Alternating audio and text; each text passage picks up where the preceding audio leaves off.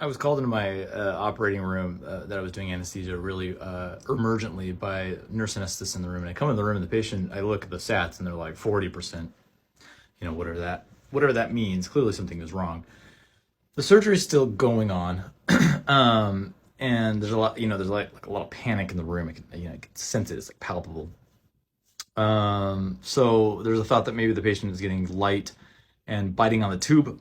And so I take a look and I thought maybe that could be happening as well. The patient wasn't ventilating very well when I looked at the monitor. I tore down the drapes, told the surgeons to stop whatever they're doing. So the patient's probably they're about to go into respiratory arrest. I listened to the lungs, and what did I hear? Just tiny squeaks, like just squeak, and what that means is massive wheezing. And so I knew right away that this was bronchospasm. The patient had gone into bronchospasm where the conducting airways of the lungs seize up and they get really tight. It's kind of like an asthma attack.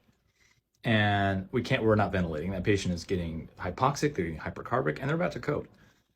The thing with bronchospasm, you have to recognize it. It's pretty simple to treat. You deepen your anesthetic, get a bolus of propofol, give some bronchodilator through the endotracheal tube. Sometimes it doesn't get in because the bronchospasm is so bad.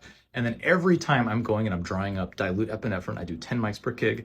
I usually take a code stick, which is 100 mics per cc.